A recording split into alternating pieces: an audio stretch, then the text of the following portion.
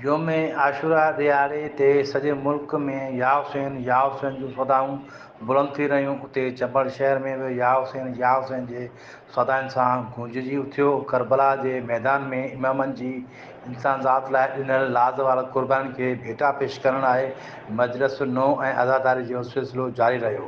उन मौक़े ते मोमिन सिंध टीवी न्यूज़ सां ॻाल्हाईंदे चयो त जी मौला अली जी सवारी आहे, हिन जो नालो मुजैली आहे। तो असां वटि तक़रीबन 3-4 साल थिया आहिनि। हिते ही हाजी अल्लाह बख्श मंगसी प्लाज़ा सॾिबो आहे। हिते अल्लाह बख्श मंगसी मरहूम जेको आहे सो हिते ॾहीं जे ॾींहुं न्याज़ कंदो हो, जेको उहो सिलसिलो जारी आहे। उन जे करे जे दीन बचायो आहे, 1,24,000 अंबिया जी पग बचाई आहे।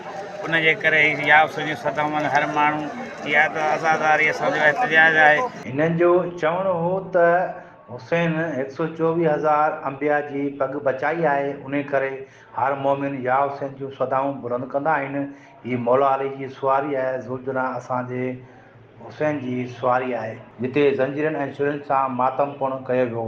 जंहिं खां पोइ मातमी जुलूस मरकज़ी इमाम बारगाह समनाबाद पहुतो, जिते पिणु मातम करण बैदि लंगर करे उते नहर थी वियो, जॾहिं त सिक्योरिटी जा इंतज़ाम पिणु सख़्तु कया विया। कैमरामैन न्याय हुसैन भट्टी सां गॾु मूलचंद मेघवाल, सिंध टीवी न्यूज़, चंबल।